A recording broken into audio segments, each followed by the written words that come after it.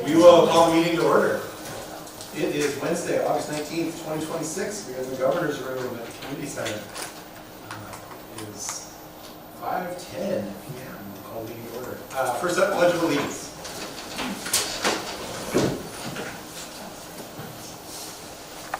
I pledge allegiance to the flag of the United States of America and to the republic for which it stands, one nation, under God, indivisible, with liberty and justice for all. We need to consider and adopt the agenda before us, and also found on the board book online. I'll make a motion to adopt the agenda. I'll second. Motion and a second. Any discussion? All those in favor, signify by saying aye. Aye. Opposed, same sign. Motion carries. Agenda is adopted. Do we have any requests to speak?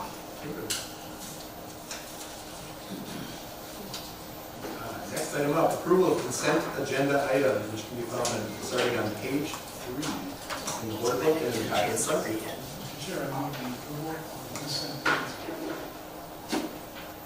I'll second. We have a motion and a second. Any discussion? I would just like to point out item number 3, the approval of those 3 agreements, the behavior support assistance, reading support assistance, and part-time school nurse. Those are renewals of existing contracts. If you remember the support assistance, those are funded by an ADSIS grant, and the part-time school nurse was hired last school year. Those were run through your contracts, so we're renewing them again, and the hope is to then get them all into a cycle from here on out. And the support assistance, of course, is based on the continuation of that ADSIS grant. But just in case you weren't familiar with what those are, I want to make sure that they point those out. I just wanted to comment, I know we've been doing this for a while, but I really appreciate the staff hires all laid out in that one page. That's super helpful. I mean, I love looking at all the little memos, very informative and fun, but having it in one for 3 pages just in case somebody is very helpful. I know it takes time to do those things, so I just wanted to say it.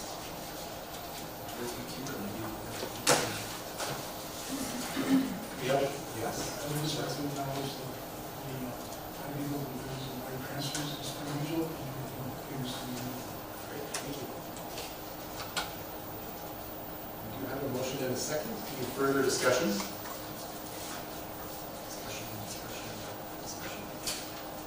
All those in favor signify by saying aye. Aye. Opposed, same sign. Motion carries. Consent agenda is approved. Wow. We do not have a student spotlight or student council reports. So we'll move to action items. Item number 1, consider a resolution to accept gifts, donations, and grants. Dr. Jeff.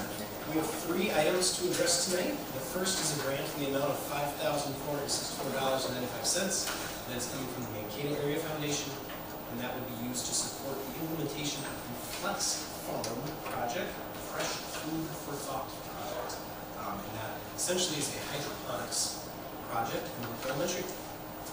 Next is a grant in the amount of $2,000 to the Mankato Area Foundation as well. It was received by the school district, and that will be used for the Friends of Learning Backpack program.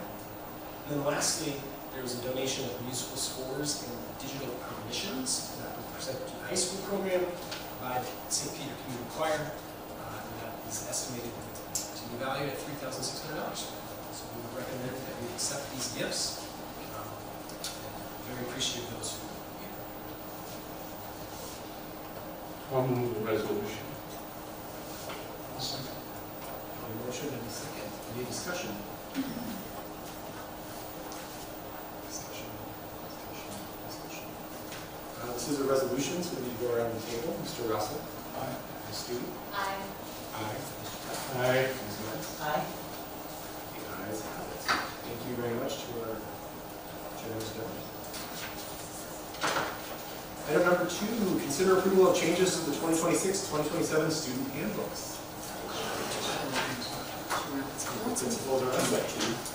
Yeah, so I'll actually start us out while they're on their way up here. So this is our annual process of reviewing and approving changes to the student handbooks. Tonight we'll also see crisis management and device.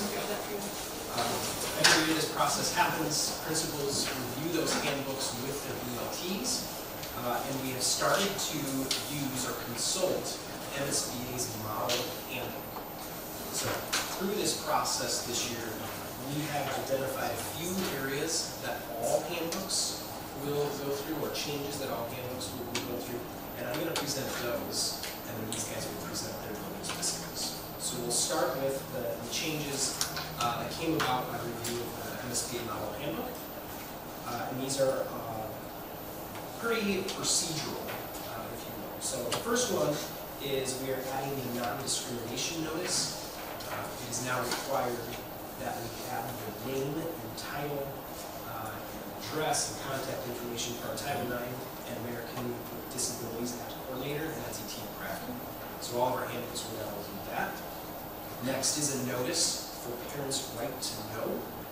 All handbooks will now include this. Parents have the right to know qualifications of their teachers, and that will now be listed. We also are adding an asbestos management plan notice. Essentially, the notice is that, hey, the school has an asbestos management plan, call Seth, and we'll get you out. And then the last part, we have changed or adjusted our language around visitor guidelines. We took a look at, like I said, MSBA's model policy, our model handbook, and we really like that language, specifically around the need to, step one, check in at the office if you're a visitor, and step two, make sure that you are a approved visitor if you have to show up to school. And then lastly, as you will remember, our handbooks are divided into two sections. There's the school-specific portion of the handbook, and then there's the addendums, which are the required policies. We have now updated all of the policies in the handbooks to represent the work that we did throughout last school year with our policy reviews. So those will be changes that we're presenting or recommending for all handbooks. And now we'll get into building specific things. Okay, so the memo regarding South Elementary. We just have some basic updates. We've updated the principal welcome letter to reflect some new things in our buildings, such as our new ELA curriculum. Updated dates for conferences.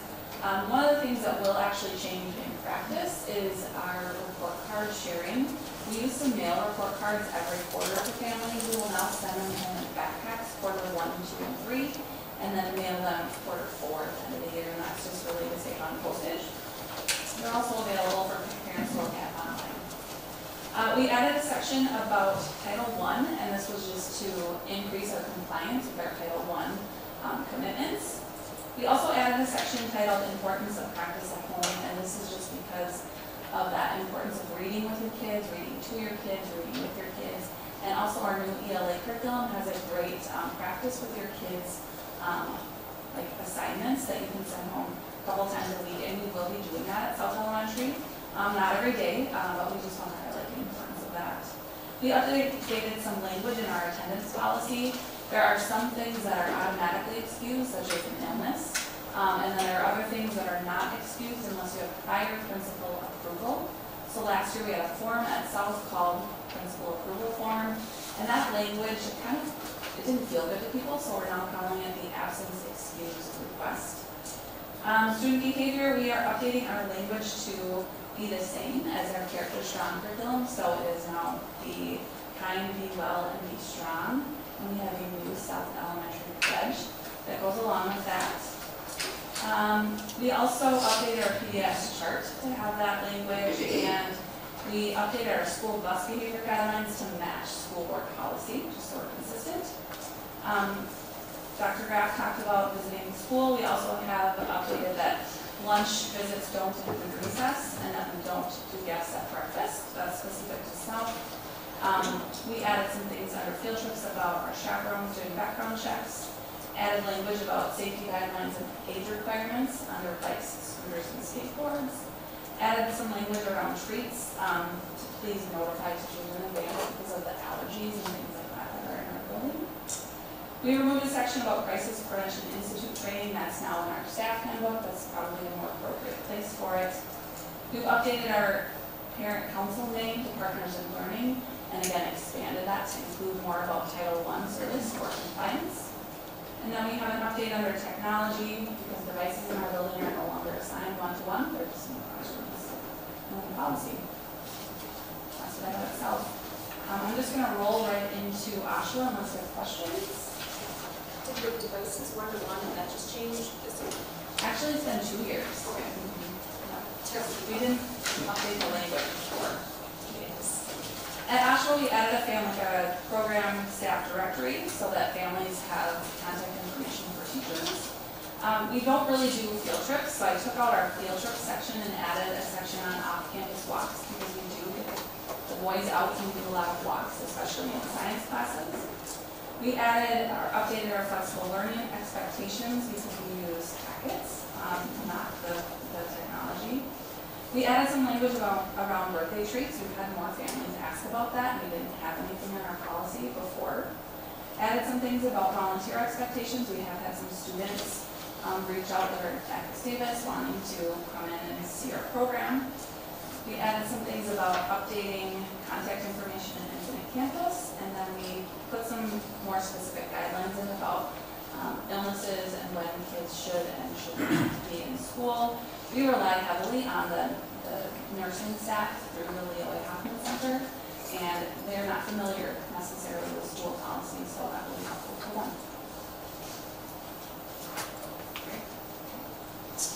At St. Peter Middle School, just a more language than anything. So first, we just added a classroom behavior expectation to align with South and North, just really trying to reduce the distraction in the learning environment, and that's really geared to our 5th and 6th grade. We saw kind of a high tick last year with some things that were being brought into the learning environment, so reduction of that.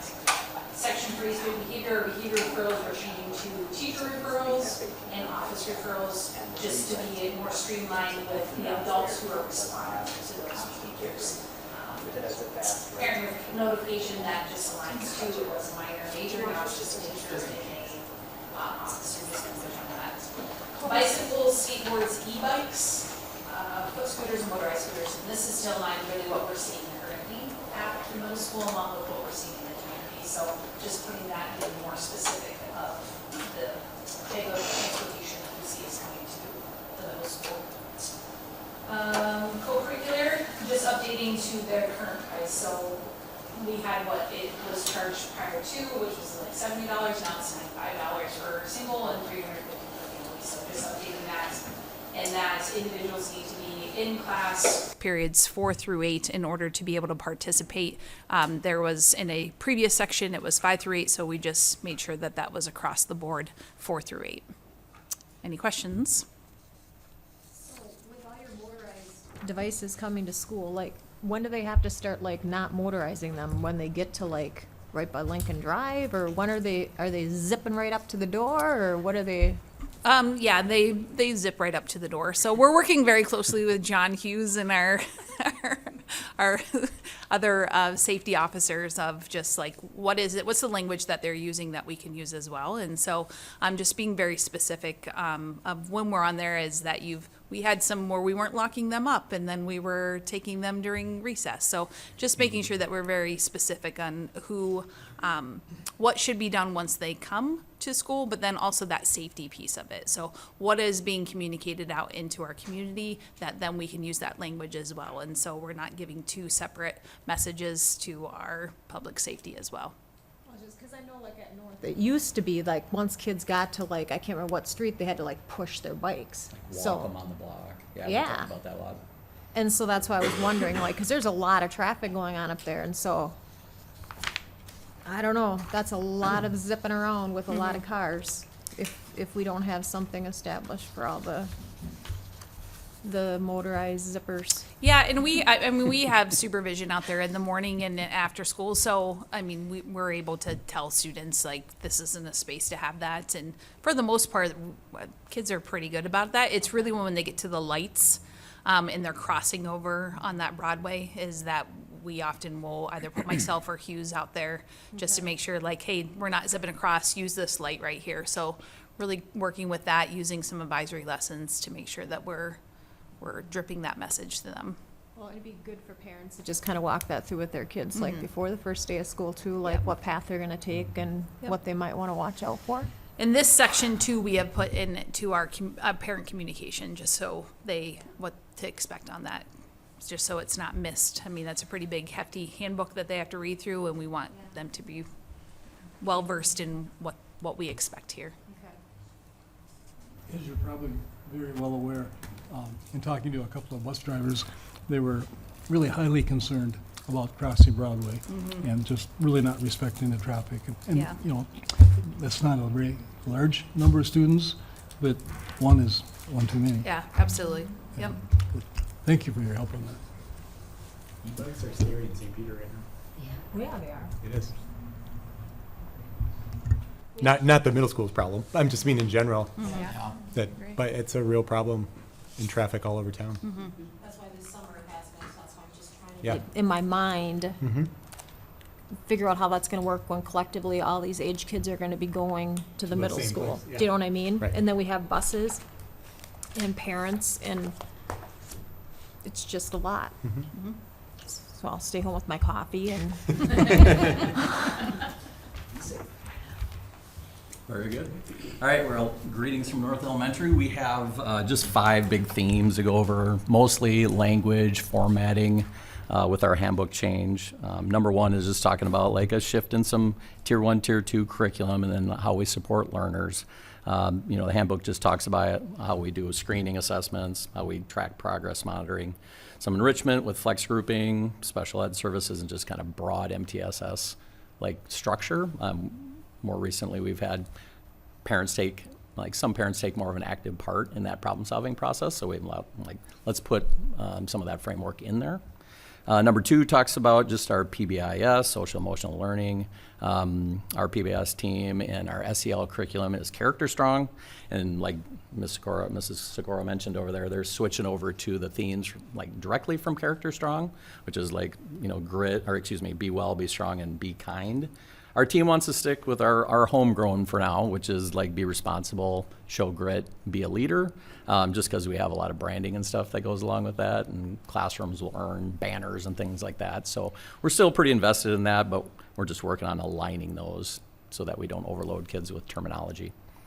So just updates with that curriculum as well. A little tweak with our attendance. This is actually a change from last year, but they're just providing a little more clarity on the fact that we don't take period attendance. We take a percentage of the day, the 420 minutes in an instructional day. If you're there the whole day, we're actually tracking per minute. So it's a lot more accurate than what we used to have with like an AM and a PM. We were basically just rolling over, if they were there at the beginning of the day, we just automatically roll it over to the PM, then have to go back and clean that up. And the by the minute seems to be a lot more manageable and more accurate. So we're just kind of completely shifting over to that. Number 4 is just talking about transportation. So I just cleaned some things up in the handbook as far as family notices, as far as having a bus tag, rider and bus stop expectations, privileged nature of the transportation consequences. And there was kind of a antiquated list of steps to do as far as consequences that we weren't necessarily following anymore. So we removed that from there as well. And then the rest is just language updates. So basically, how we're communicating through ThrillShare. I had some old stuff in there with Blackboard Connect, Seesaw, what's the purpose of Seesaw communication, and that's directly from the homerooms to the families, Infinite Campus communication, and then some of our grants and our programming that has to do with the No Child Left Inside grant. We have a Saints Ready room that used to be the planning room, so we've coined that Saints Ready. Just for another layer support room. Some attendance clerk update, contact information and process. And as Janet talked about, we specifically put that application to have an excused absence based on family vacations and personal reasons to be gone. And just align that with South.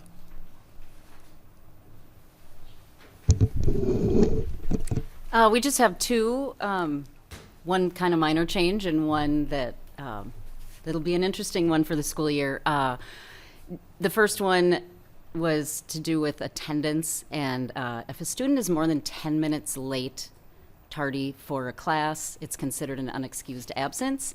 And in that list of reasons that are not considered excused, it was missing oversleeping. So Turns out, oversleeping is not considered an excused absence. We added that in there. The second one has to do with our cell phone policy. Last year, the board approved a cell phone policy that said that cell phones were not allowed in academic spaces. They are allowed during passing time, during common study hall, and at lunch. That's still the case, but this year, students are going to be putting their devices in their cell phones in either pouches or a lockbox, whatever that teacher has, for the duration of a class period. We found that we started using an add-on to Infinite Campus last year called Hall Pass, and it's an electronic Hall Pass system. And so with that, we can track how many times a specific student leaves a classroom each day and how many minutes they're out of class. And cell phones have a lot to do with that.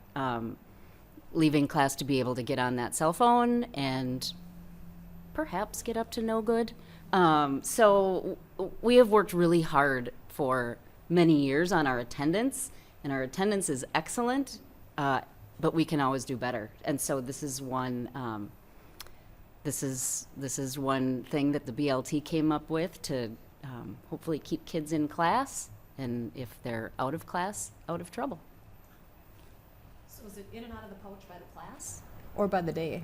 You know what I mean? By I mean- class. By By the class. class. So they'll just grab their phone at the end of class period. I know. You know what I mean? I know. Don't you think about that though? Like, is that coming? Yeah. It probably should. I always said the kids coming up are gonna have it a lot easier than the kids that are now. Like, I think, maybe I'm wrong, but I'm probably wrong.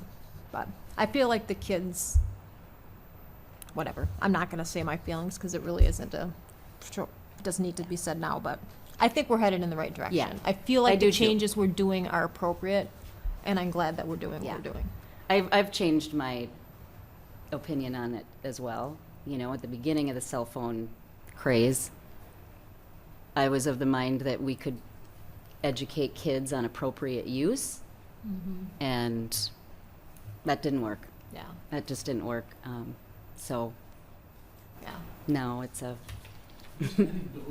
yeah, I don't expect a scientific within, that's good. three That's good. examinations of accuracy, but do you know roughly what percentage of the students in high school, 9 and 12, would have cell phones? 100. Okay. I mean, maybe, unless we have gotten to the point with some kids and their families whose parents keep them at home. Yes. But I would say high school kids. It's high percentage. 99%. Yeah. 99%. Is that true as you get younger also? No. It's certainly not 99%, but No. see quite a few fourth graders rolling out of the building with them. Because at North, they have to keep them in their locker. Sure. Like, they can't have them on their person at all. And we did have a conversation today about these devices. A lot of students at North have these. And our handbook has been with those, unless it's causing an educational disturbance, it's fine. But teachers always have the right to take them away and put them in your locker, send them to the office if they're causing a disturbance or they're used inappropriately. Sure. Sounds like, makes good sense. I know this is hard to track, but I just like the emotional, that's the part that I would like to see too. Do you know what I mean? Yes. I agree. Good stuff. Good work, team. Thank you. Thank you.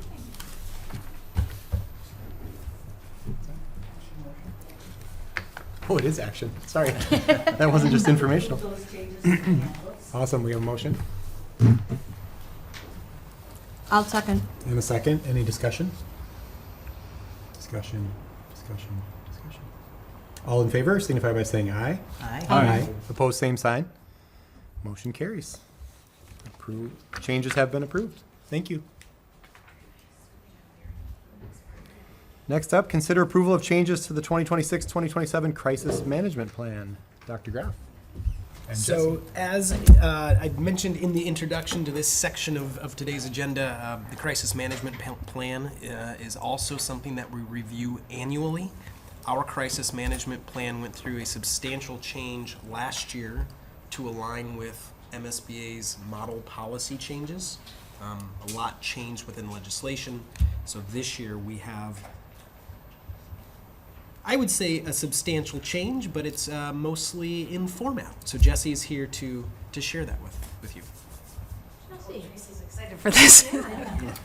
So as you can see, it's a very large document. So really what we looked at, and we talked about this last year when we first presented this, is that every school, every site had a crisis management plan, which had pretty much all the same information in it. It was just some formality of who was responding to what. And so looking at that, we decided that we would just create a district crisis management plan. So a lot of the information is the same in here. What is expected by the state is in here.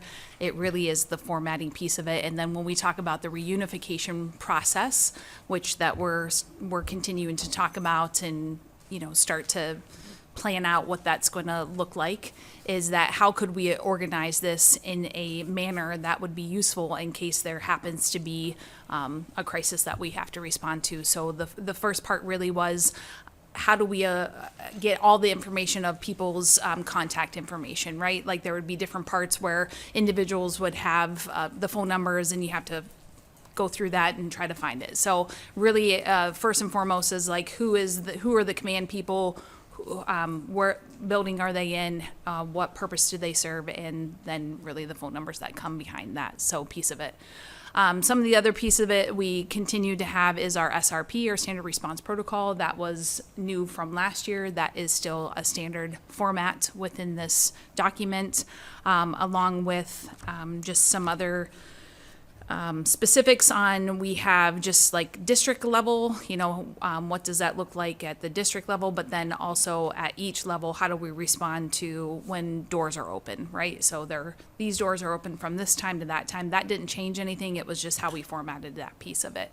Then the other response was that a lot of times we have different buildings that are doing some really great things, and we don't always get a chance to talk about them or to be able to showcase that. This was an opportunity for us at the high school. They had an evacuation plan that was really spelled out and was really helpful. So we brought that to our team here, and everybody now has a very specific evacuation plan with who is doing what. We all had that, but we just didn't have it in writing. So now we've got it all formatted and it looks really good. So really to look at what are the changes, I mean, we just looked at the consistency across the building, making sure that we all had the same things. With such a large document, some things can get lost. Now it's a one-stop shop, and when we go to update that, it's one person, two people that are updating it, going through that. So it'll be a little bit more consistent and more effective and efficient. Faster, clear decision-making. We've got this. Everyone's got this. Everyone will have one of these, this in a binder in their office, but then we're also talking about our reunification, having one there on site in case we forget it to take it out. We'll make sure that our district emergency team, they have all of this, they have access to this, but then our building emergency teams and our medical emergency teams. So remember, those are breakdowns of this crisis management plan. They will all be given this we'll all be going through that with our specific teams and what those changes look like. Reliable communication, like I said, it's a one-stop shop with everybody's information that's in there. Also, the legal and regulatory compliance, the second piece of this is that we, 2026, 27, we have to have a cardiac response team. So just making sure that with litigation, the legal piece of it, we have that in here, what is expected of us. Yeah, and that's about it. Good summarization of it. I'll take questions. I have a comment. I think it looks like it's common sense, just easy to manage, because it was kind of confusing always in a classroom. This is good. Yep. Mr. Cow? Yes, first of all, I'd like to commend you for all the hard work and the team that wrote this plan, because it's like 93 pages and hard to probably comprehend in one sitting, which I tried to do today. I do do have some concerns about substitutes. How are substitutes informed of the information that's in this plan? And particularly, for instance, there are a number of instances in evacuation plans where certain teachers have responsibility to check bathrooms or other places and so forth. Are those teachers including that when they make plans for substitutes? So they know that, oh, today I have to check this bathroom if there's an instance, that type of thing. And then the whole evacuation of disabled individuals into, you know, so that those people understand that they have some responsibilities here based on that. Yeah, so I think to answer your question is that looking at, I would say that we have conversation about what does that look like for our substitutes to make sure that they're well informed. And I can speak to, I just asked for the high schools, their sub plan, and it's a very robust binder that they get. And I think that bringing that back and making sure that they have everything, it's listed on who's doing what. So say that a teacher is specifically supposed to look at if we're evacuating that they've got to go to a bathroom, then we have to do our due diligence to make sure that we're reporting that to them. So it's working with our office staff to make sure that, like Pat Kleben, he is the one that goes to this bathroom. If there is an evacuation, if he's out, like we've got to do our due diligence. So I think it's just continuing that conversation, bring it to the forefront to just continue to make sure that it's the beginning of the year. What do we do mid-year semester time? What do we do for our subs? Making sure that we've got everything in a one-stop shop for them to be able to feel the best prepared that they can be. And then looking at this, I find the biggest, I don't want to say weakness, but is the start of school, where you have open doors for a half an hour or so forth. Does every school have a plan that they have some sort of adult supervision at those doors? You mean like in the morning? Yes. Yeah, we all each have a supervision schedule rotation. So, yep, for those. And I would say I can speak on behalf of the middle school is that they don't open up until 8:05. So everything, but we also have supervision in those spaces with those students, so they're not out there by themselves. So, yeah, we do have. And then at 8:05, then those doors are open and we have people in places to be able to supervise that. Great questions.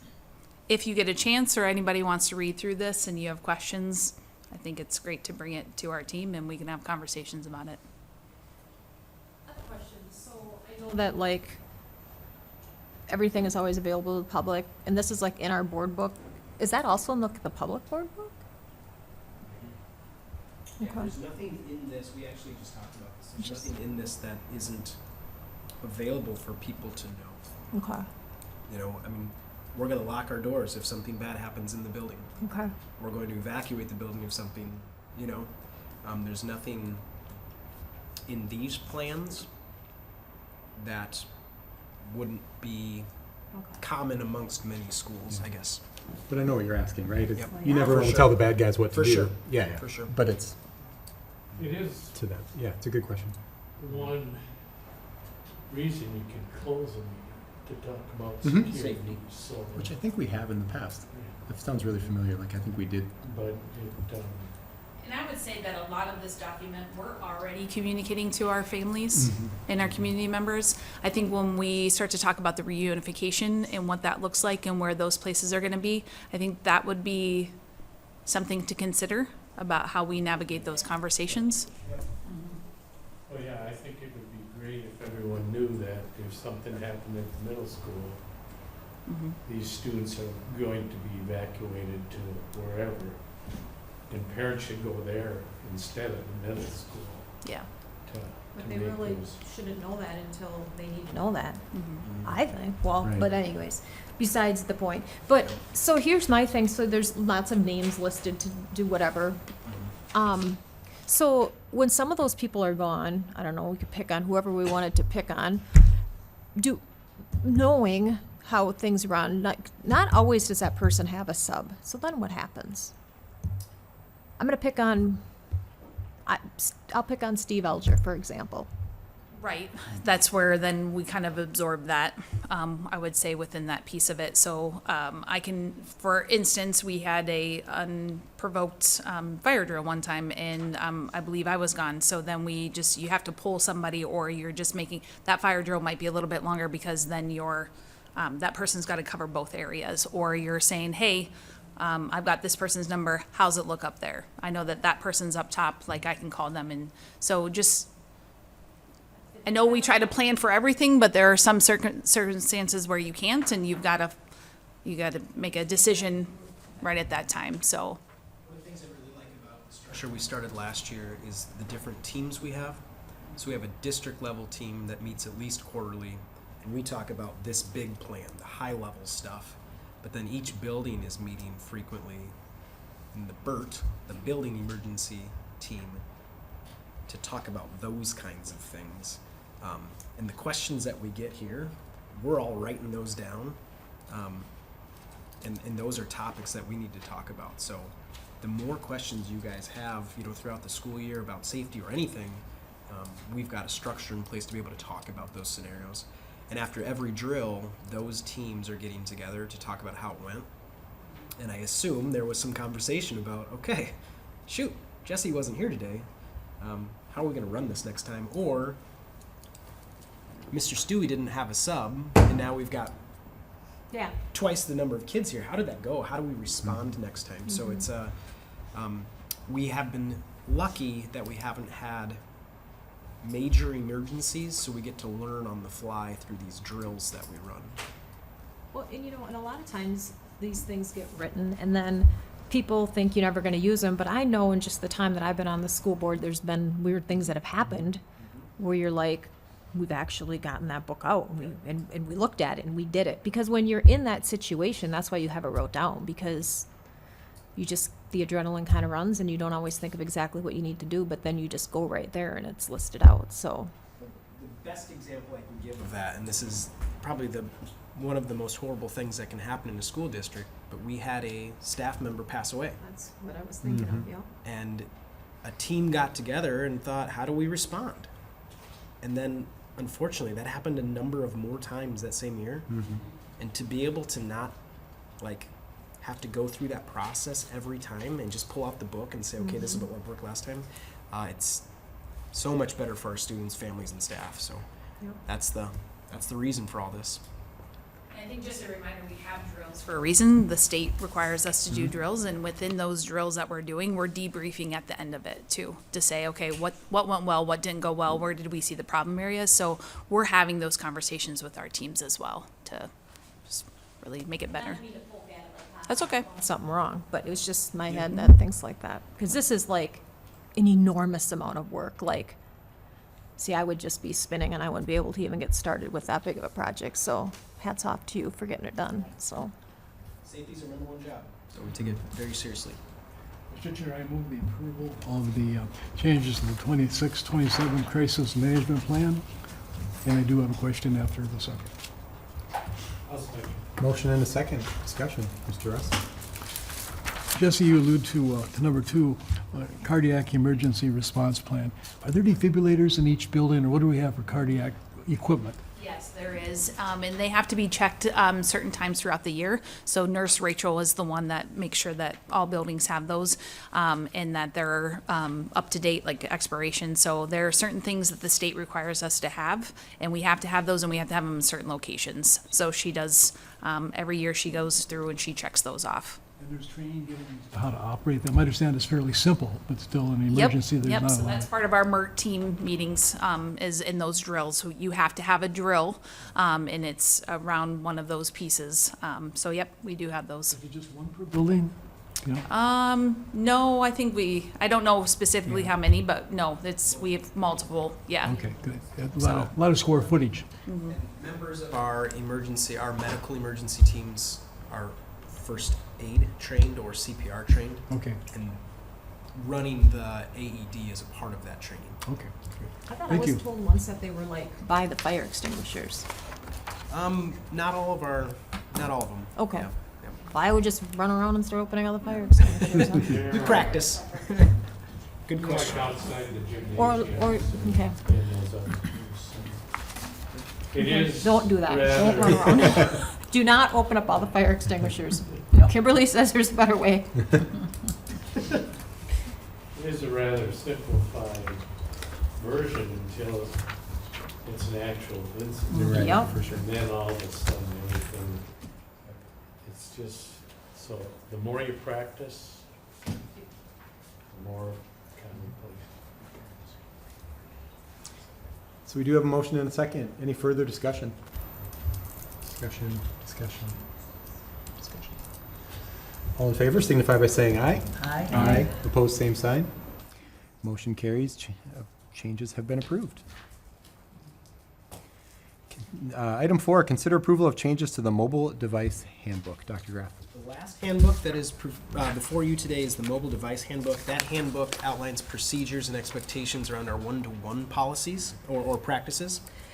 So Mr. Sorbo has presented one change, and that change can be found on page 11.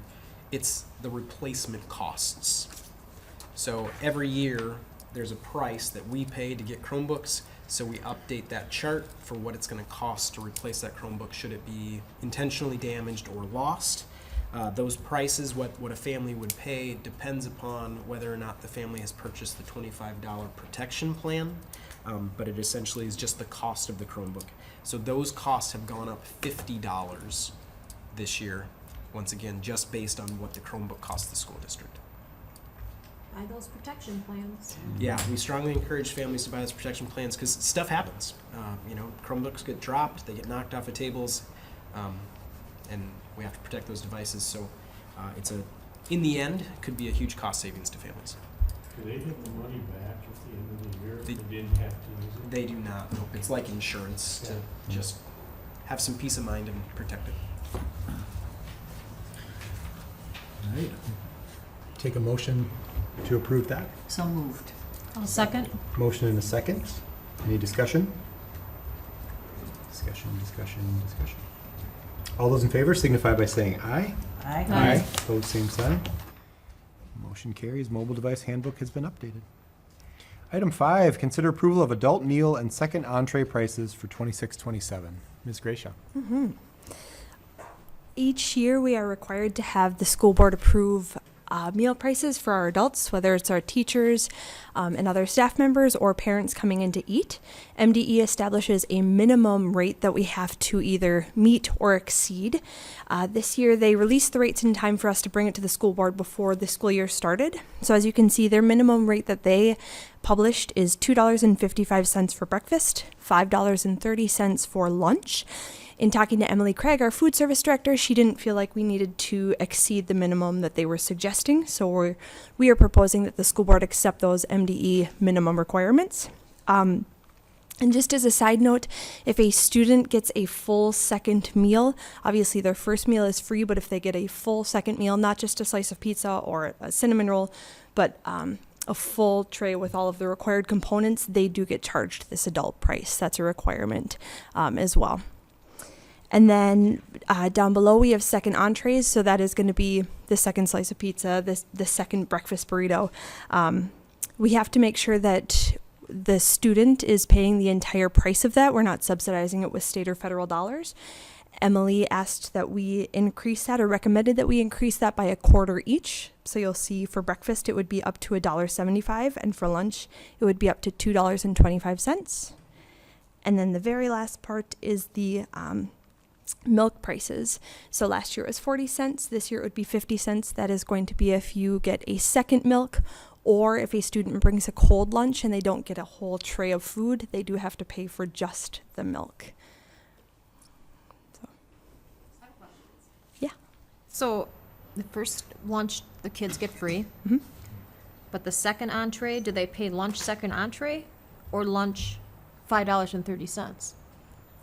So if they get a whole tray of food and they get a second slice of pizza, they only pay the $2.25. Okay. I thought you had said that they had to pay the 5:30. Sorry, no, they only, if they would go through the line, get a whole tray of food, and then go through the line again and get another whole tray of food, they would have to pay Oh, that second 5. entree is just like one item. Yes, yep. Entree. Okay. Sorry. I don't go through the lunch line enough to really kind of. We just need to find someone who needs a voucher for lunch. Have them go through, take the rest. It's kind of like if you want to buy just the roast beef sandwich or get the whole value meal.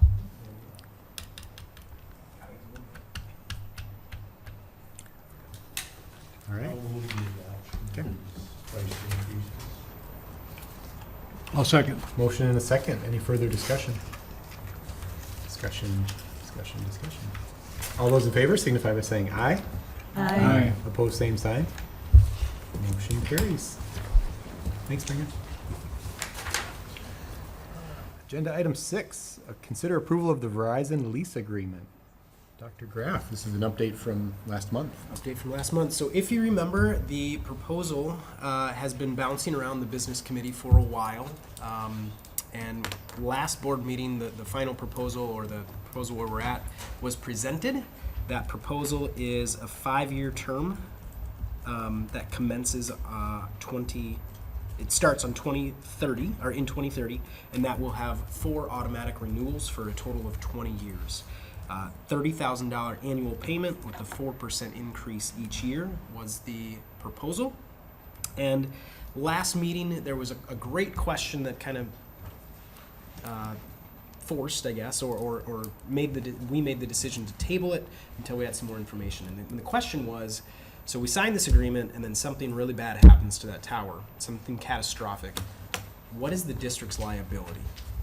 And in talking to Verizon and digging through some paperwork, we found the original lease, which to the best of my records was 1995.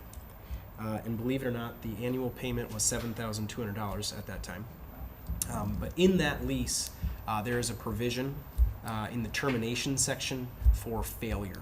And if that tower fails for an act of nature or a man-made event, any reason that tower fails, it is up to the district to decide whether or not we want to rebuild it.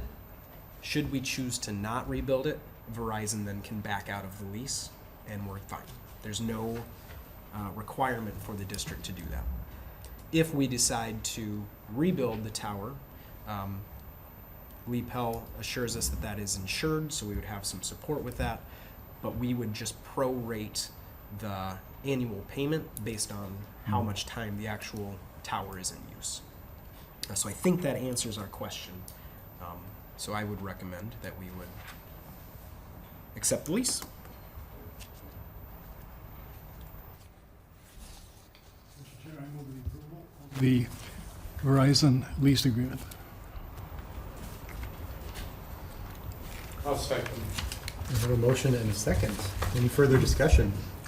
John, I know you and I talked about this a little bit, but just to kind of clarify, we really do own the cell phone tower. I mean, some people were kind of surprised to hear that. This is a 20-year term, but this is apparently some revenue for the district that we have. So it's kind of a unique little investment, I guess, that we have. At that 4% increase, and this doesn't include, it takes some money to maintenance that tower. But the life of that lease, as written, $893,342 for the next term. So it is a nice source of revenue for the district. And it's good that if it does go topple down, that we're not like gonna lose money on the deal. I think that lease will outlive me. Yeah. All right, we have a motion and a second. Further discussion? Discussion. All those in favor signify by saying aye. Aye. Opposed, same sign. Motion carries. The lease agreement is approved.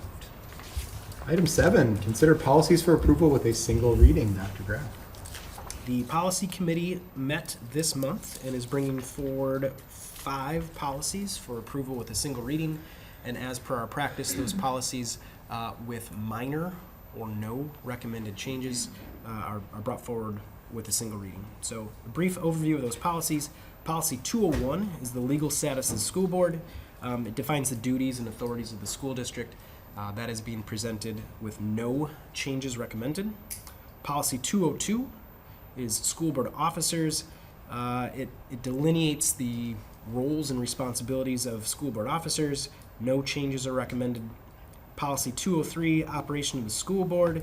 It provides, how the governing rules of how school board meetings run, which is essentially Robert's Rule of Order. No changes recommended. Policy 204, school board meeting minutes. No changes are recommended. In Policy 530, there are some minor technical updates and one change to language so that it matches MSBA's model policy. And the change of language is just really a rewording of the fact that immunization records are covered under FERPA, so they are protected pupil data. So we would recommend, just due to the minimal changes, that those would be approved with a single reading. Anything to add, Policy Committee? A lot of help from MSBA in terms of Yeah. just the technical language changes. That's really good. Absolutely. I have a question about immunization requirements. All this malarkey that's going on in the federal government doesn't impact us at all, right? As far as proposed changes in shot requirements, etc. Until we hear from the state, we're going to continue to follow the guidance that Minnesota Department of Education and Health are giving us. So to my knowledge, it is what it is. There's always the provision, though, that families can sign off that Yeah. says we don't believe in this, and we're good to go. But we just have to have a signature from a physician that says these shots will actually be bad for the student, immunization records, or that acknowledgement that these are against our beliefs. So lots of options, but we have to follow the law, and right now that's where we're at. And there's a difference between statute and health department and federal recommendations. Yep. Okay. I'm just concerned that it seems like federal government is, the current administration is loosening the requirements, and it's not good for the health of the country. And it creates some gray area, I think, for folks, and that's hard on families.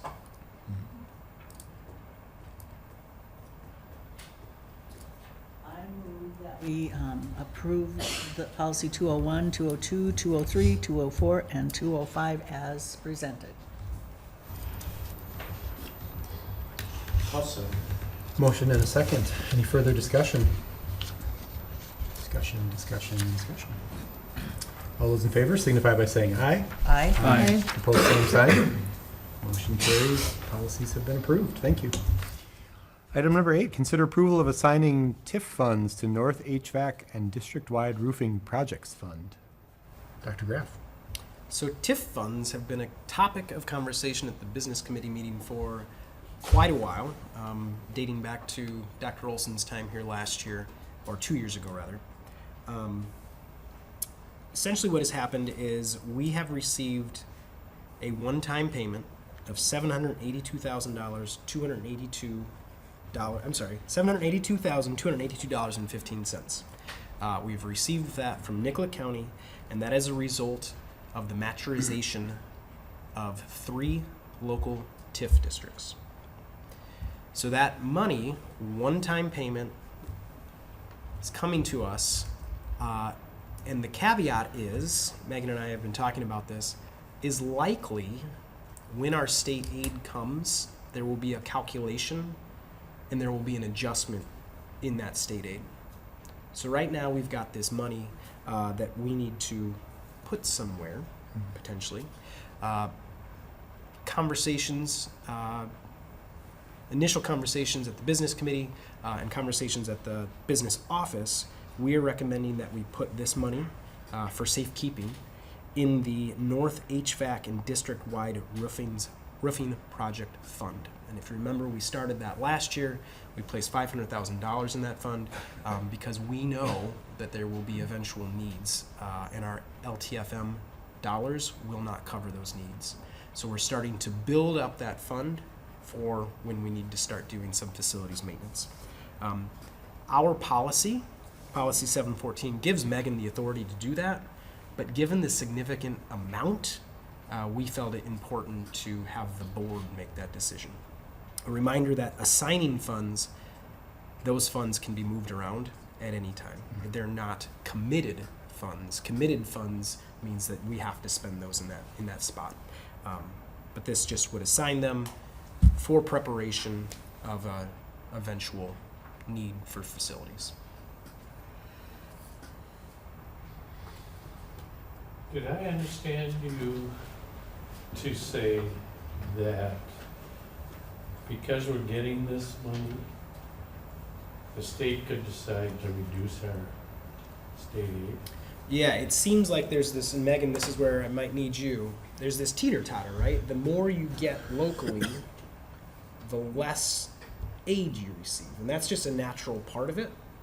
So because these funds are coming back to us, there's likely a calculation, and we're trying to figure out what that calculation is. Megan's in contact with the county, what that is, so we can plan ahead. But we know that's the caveat to this. We don't know how much or how little.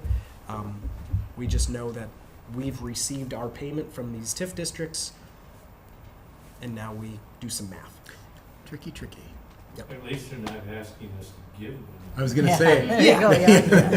And just Asking for a put refund. it somewhere safe. Yep. Well, I mean, obviously, this is money that we could have had over the years of these. Yep. And we didn't. And I can't believe we were getting dollar for dollar from the state at that time. Sure. And I don't know that. I don't know the calculation well enough to.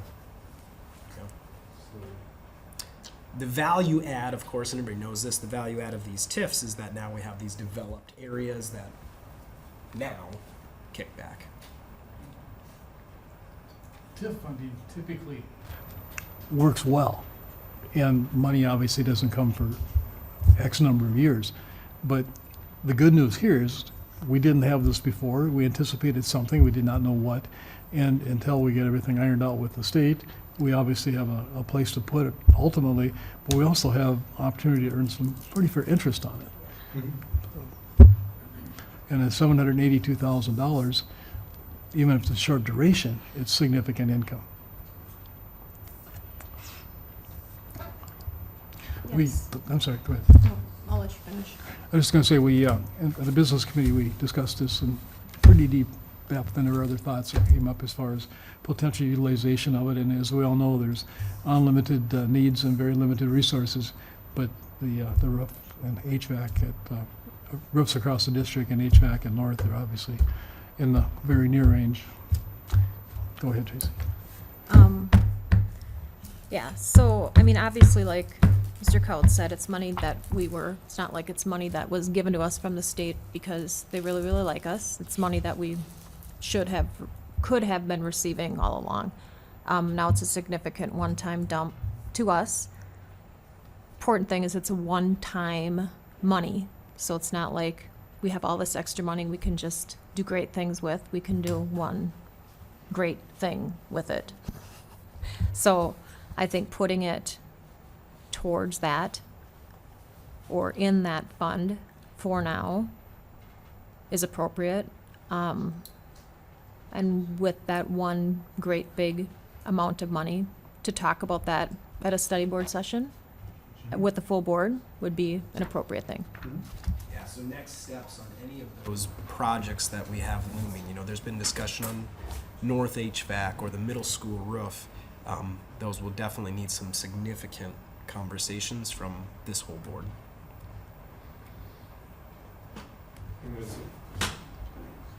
Whatever the state determines that they should get back, does that all have to go back in one payment? Or can we stagger it out? My understanding is our next payment when that comes, which might be a year from now, fiscal year 28 perhaps, it will just be less. It'll just be like a surprise, like, whoa! Megan, am I getting this right?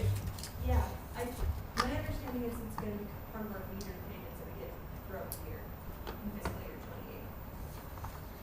28. Be like, oh shoot, we thought we were getting more this time. Shucky darn, we did. So we're doing our darndest, Megan's doing her darndest to figure out what that math is so that we can plan ahead. Yeah. Well, I appreciate, Megan, you being on top of this. Yeah, because absolutely.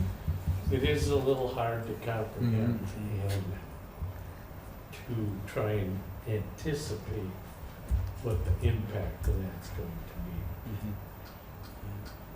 be. Will they notify us soon and just say this will happen, or? The county doesn't report to the state until February of 27. Any excess tip from the calendar year of 2026. So we'll probably, we won't officially be notified until at least that. Okay.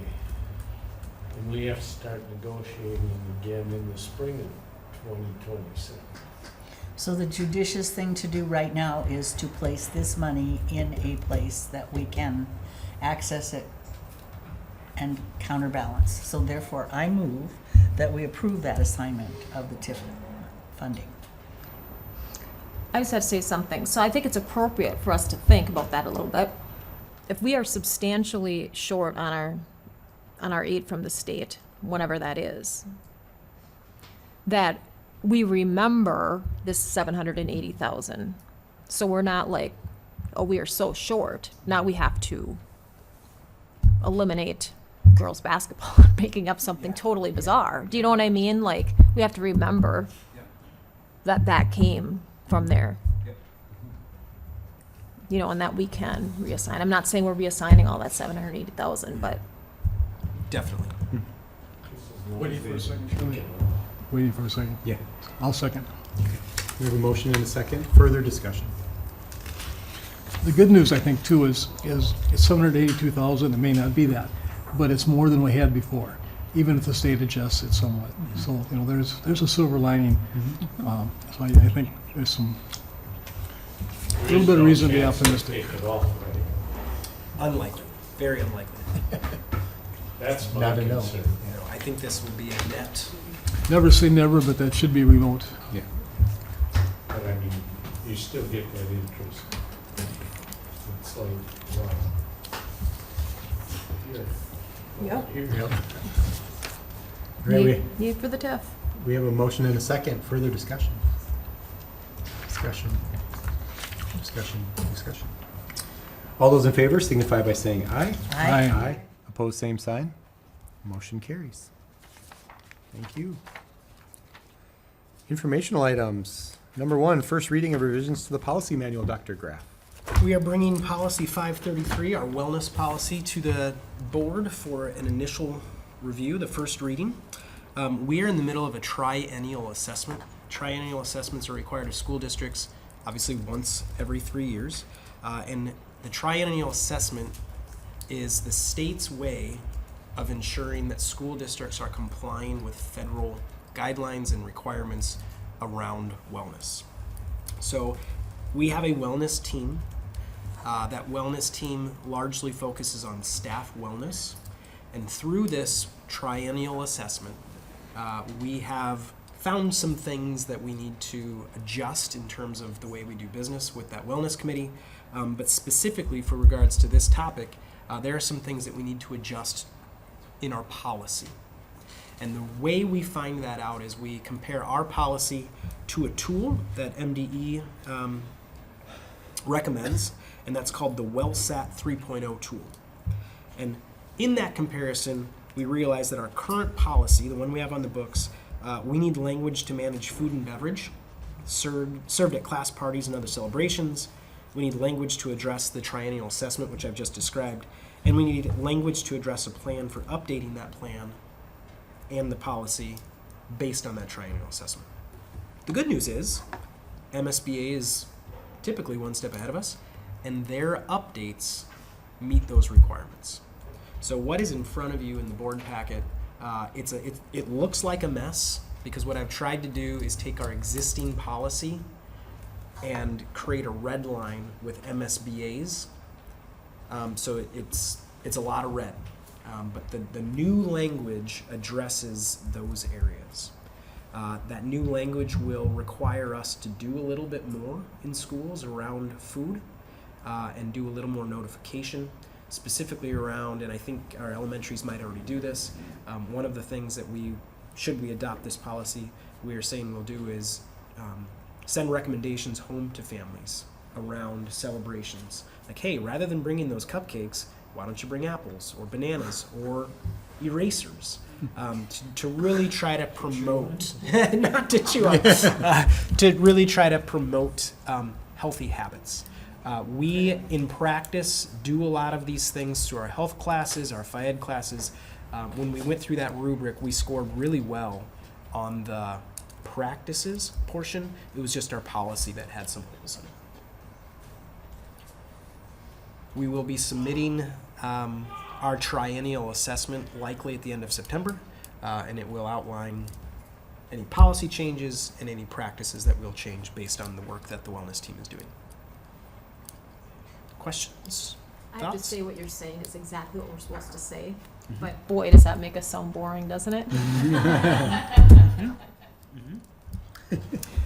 I'm married to a dietitian, so Yeah. I mean, we have a lot of these conversations. Yeah.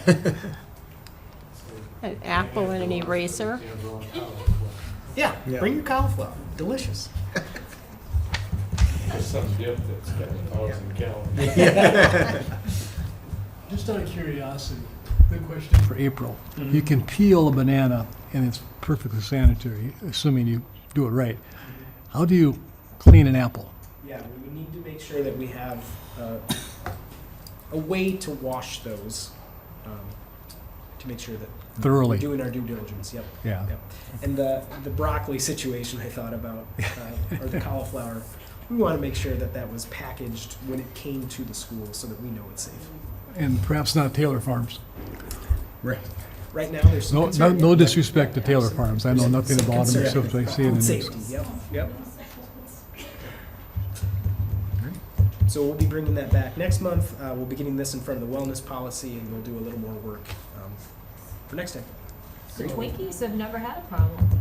Twinkies, those are safe. They are safe. No one's gotten sick from the Twinkies. Take Coke with anything, you know, it'll kill whatever it is. So thank you. Thank you. So our potato chips a vegetable? I don't think so. Not unless you put ketchup on. Yeah. Item number 2, buildings and grounds update. Seth. Hello. Try to keep it short here. Start with the high school first. We got the gym floor redone, and if you guys haven't seen it, go in and take a look at it. It looks absolutely spectacular. With that, the reason we had to do the gym floor is because we had water encroaching through some of the doors in some of the areas. So we still have some water getting in there. So I'm working with a couple businesses to come and look at and what it's going to take to get that sealed. One of the things John and I took a look at today, it's hard to fathom because everybody looks at the high school as the new school. We're coming up on 10 years already. A lot of the caulking and the panels and stuff, especially around the gym, John and I took a walk and I showed him we got pinholes, we got cracks and stuff in it. Water is starting to leak through that.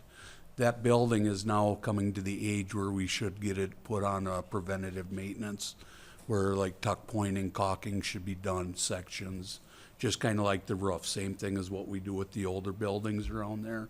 We just need to get this part taken care of, get it fixed, and then start looking at long-term, what are we gonna do, get that in the rotation, and just kind of work on that and kind of become the preventative maintenance with that building. The second one, PSM, the chiller issue, Tuesday finally The PSM and Adams Mechanical are gonna be working together to get that everything back online. We're gonna disconnect the portable hoses that we have to run temporarily, get the system back online as it was designed to do finally. So once they get that done, they said typically it'll take 1 day to make that happen. Possibility it might be 2, so we're planning on that. I've talked with Annette already, they kind of know. And we want to get it done before school, before we get teachers, in case there's an interruption in the chilled air in that school. It's going to take a little bit longer to get everything scheduled, to get the gate back in place and get tar back in to finish the parking lot, but that's not going to impede anything for starting school. With that, we can move to the middle school. The swim team started practice on time. It was a undertaking to get that done. We got it done. They started.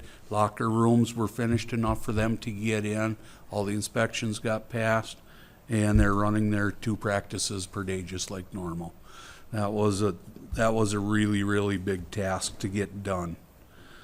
Construction itself is in the final push. It's becoming very, very stressful. Still running through surprises as we go through trying to finish up. I can say we're going to have students in the building on the 8th. That is the main goal. The other thing with that is, surprisingly, we're still on budget. So we'll take the highlight. That's a silver lining with that one. An insurance update from the hail.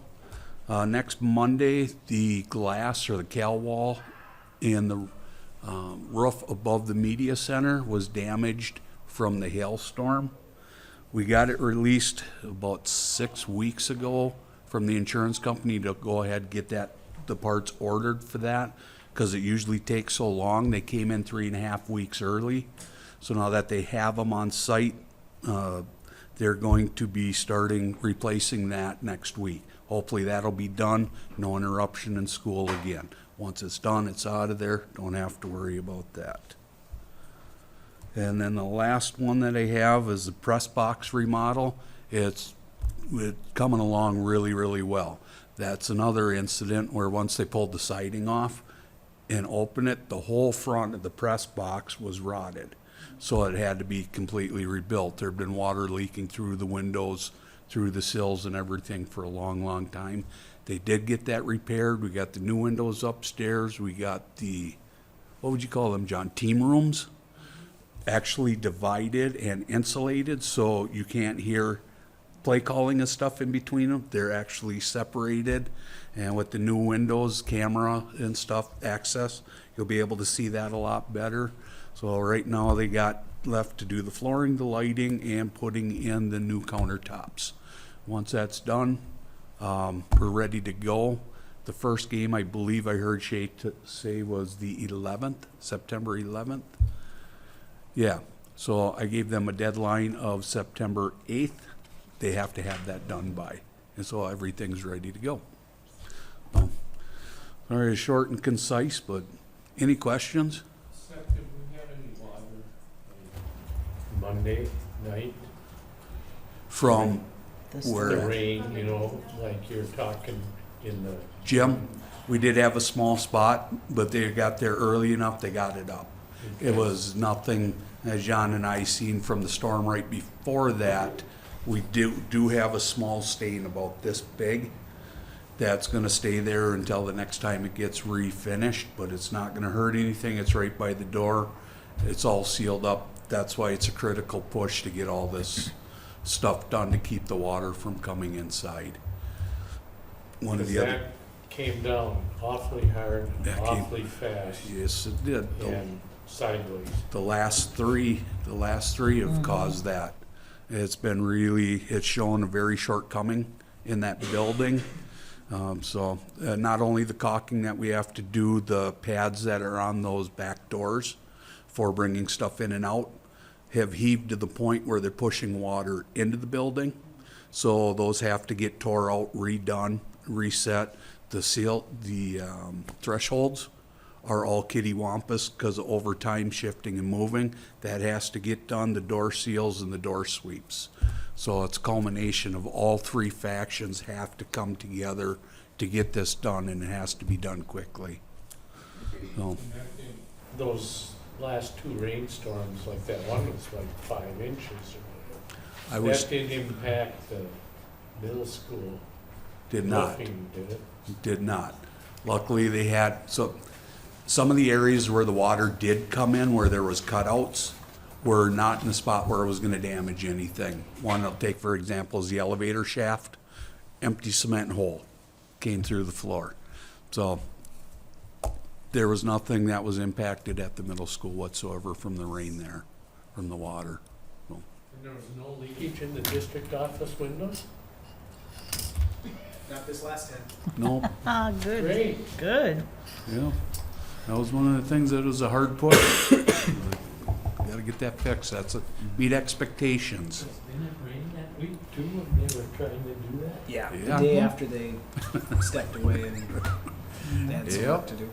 And actually, you know, I'll take that as a bonus that it did rain that hard directly after, because, you know, what would have happened if we sealed everything up and called it good, and then later down the road that happened again. So, I'll take that as a blessing, and Are we doing anything with the Fredlin press box, like any sort of like, Shay's developing a sign to Okay. clearly signify that that was made possible by a donation.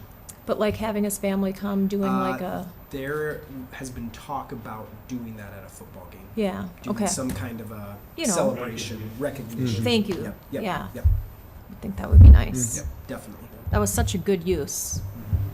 And obviously a huge need, Yeah. where the whole thing came crumbling Yeah. down, right? You're only supposed to soundproof the home teams. I mean, it would be really awesome if like one side was totally decked There's out and holes then in we the just left the corner. other side just in shambles. I can imagine the yeah. Yeah. They think we got electrical outlets underneath, they're not, they're speakers. I had a college friend who was on the football team and then coached afterwards, I could say this, and he used to talk about Gagliardi and St. John's, and when they would exchange film in the beginning, Gagliardi would edit out certain plays. So you couldn't see. Any questions? I know it's kind of short and quick, but I have to tell you, Seth, your efforts are amazing, and we're appreciating the positive attitude you keep bringing to this. thank you. And as long as you wouldn't say we're on. Yeah. Yeah. Yes, it's awesome, isn't it? Yeah. I know that there was one particular gym slash teacher slash coach who saw the new gym floor and up at the high school and was like, wow, and sent me a picture. So nice work. Looks very nice. That Lake of the Woods is kind of the legacy that I left up there Yeah, with looks Mark. very And nice. as telling John when we went in there, my philosophy is when a visiting team comes, I want them intimidated when they step out Yeah, on the it floor. looks nice. And So- we want to stress that that gym floor was redone because of the water damage. Yes. It wasn't just we wanted to redo it to make it look nice. It Yeah. needed to be redone. Yeah. Yep. And the individual who did it did an outstanding job and made it look very nice. Yeah. Yes. Yep. You didn't say anything, I know you're still exploring whether or not there'll be any compensation for the chiller. Yep. We're still in kind of discussions on that right now. John and I have talked about it a few times. We're looking at different options and stuff, and, you know, what is the pros and cons Yeah. for that. But main goal right now is that's got to get up and going before school starts. Anything afterwards we'll deal with. It's never warm in September. Just humid. Historically, yeah. Thanks, Seth. Yeah, thanks. All right. Building principals.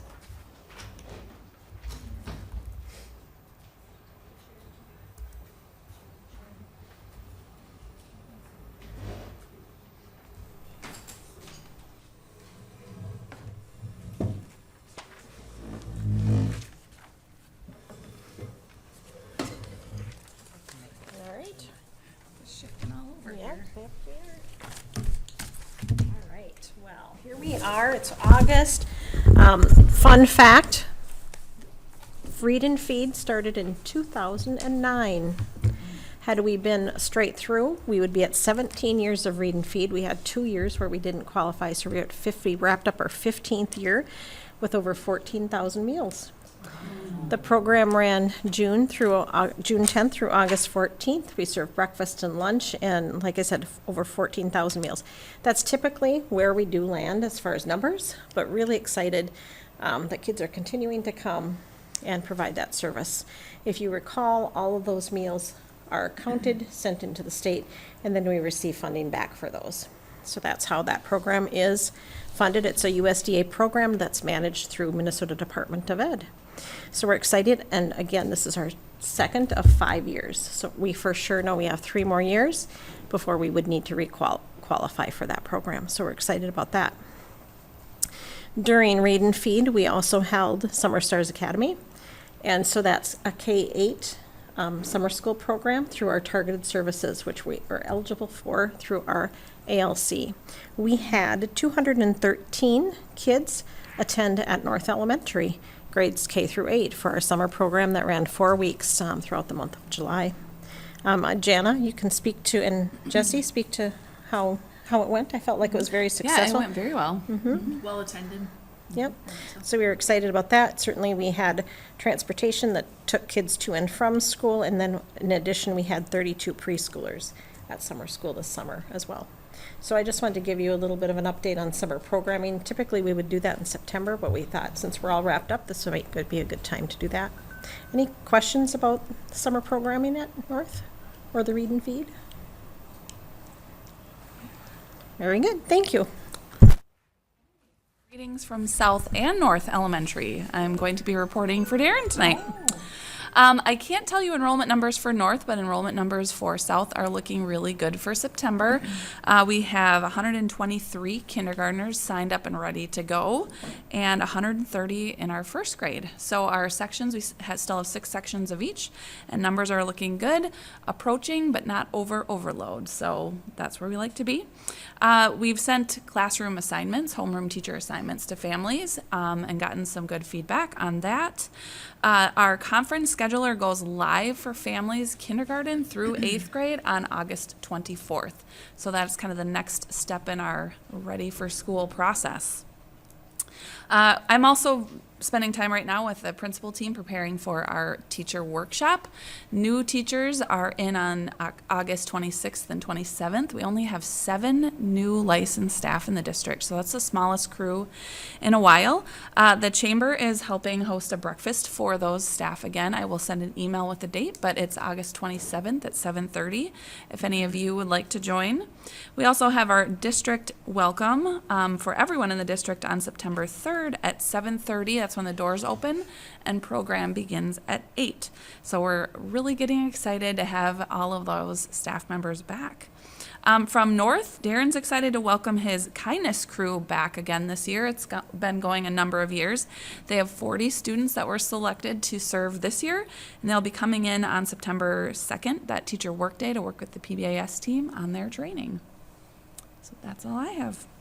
That is the shortest.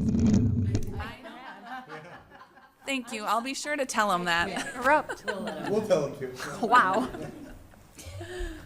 And from St. Peter Middle School is, we're just kind of hard to give an update when your building is under construction, but in there today, some of those spaces are looking really great, and I'm excited for our staff to come back.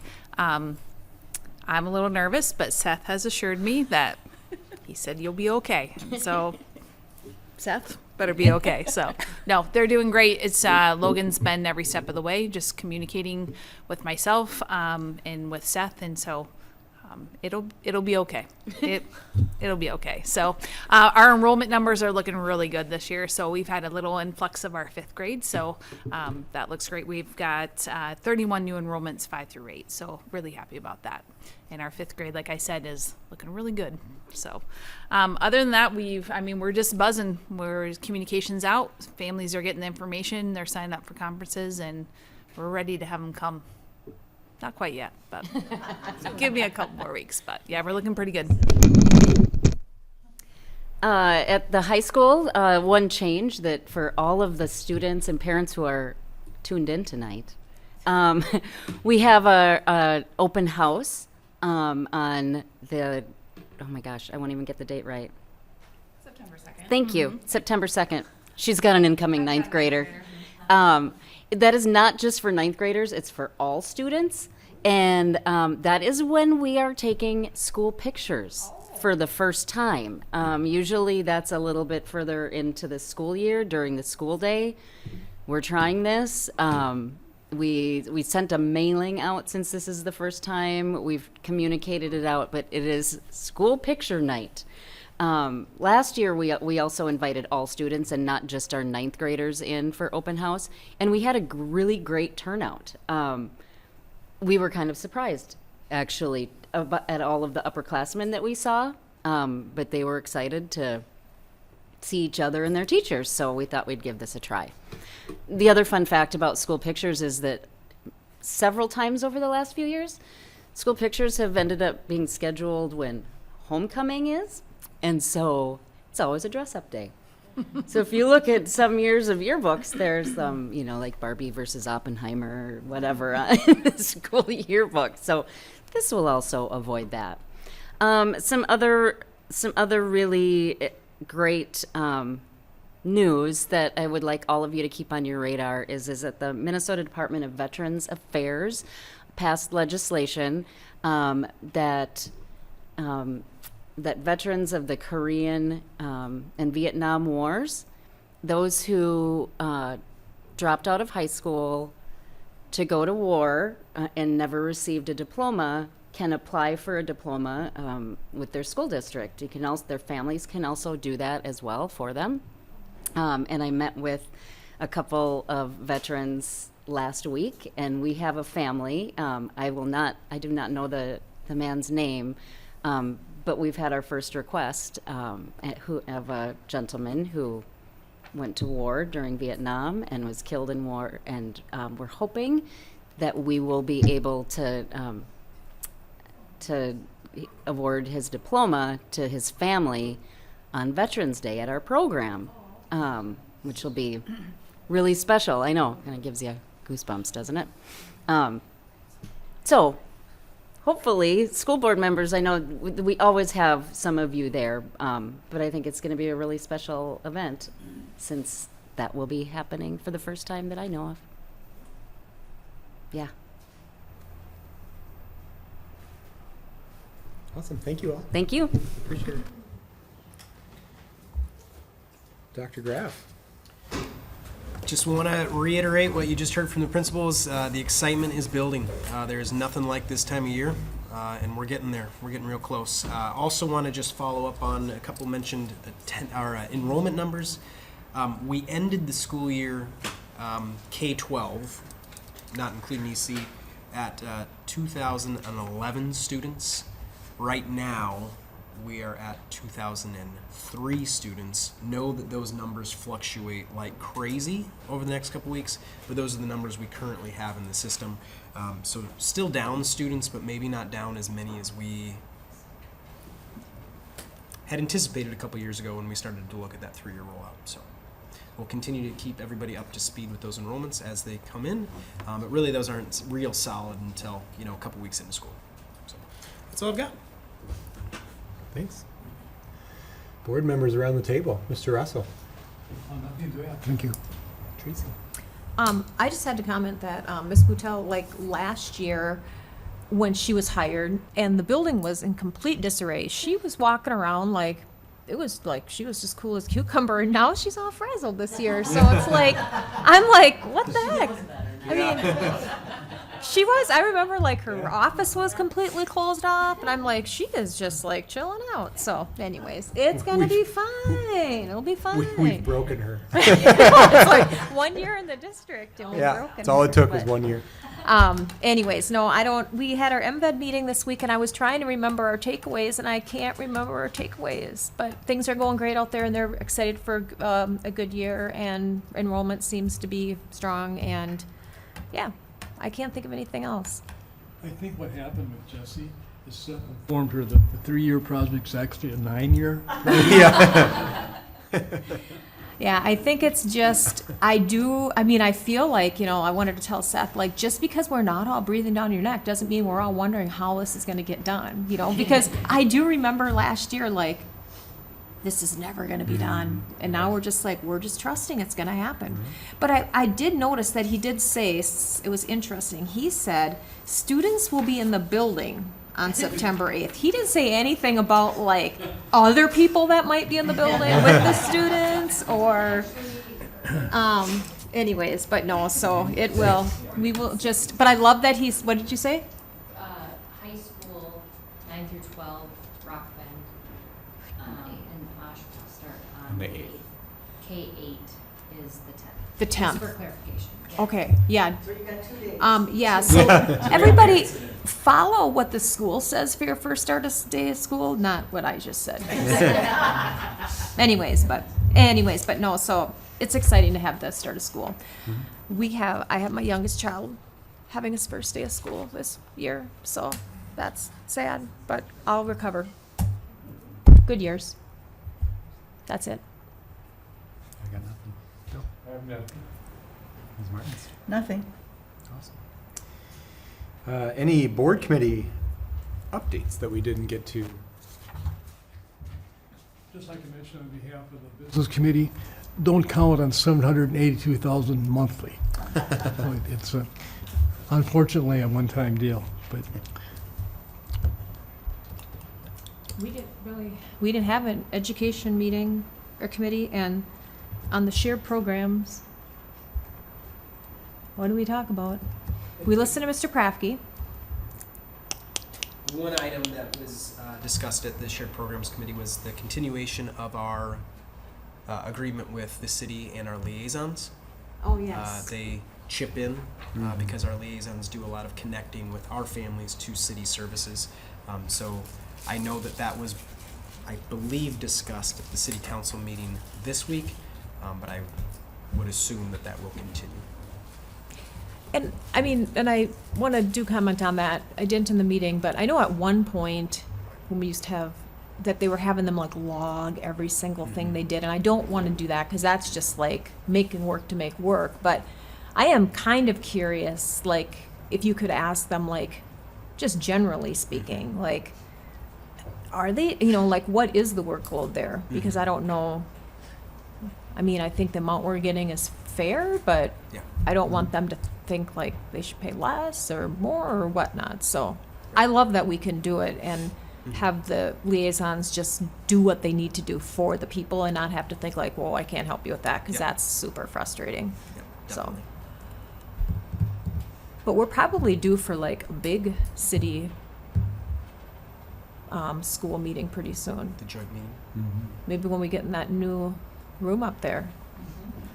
Mr. Prafke, if we can get that furniture ordered. It's in now, but it's the wrong color, so. Wrong color, what'd they get? Orange? They got Blue instead of black. Well, if it's navy, we could just keep it, say it's school color. All right. We have upcoming meetings of the board, business, policy, education committee all meet September 9th or 10th, and then the regular school board meeting back here. TBD. Yep. September 16th at 5 p.m. in a location to be determined, but back on TV on the 16th. Yep. Would entertain a motion to adjourn. I'll make a motion. Second. All in favor? Aye. Meeting is adjourned. Thank you, everyone.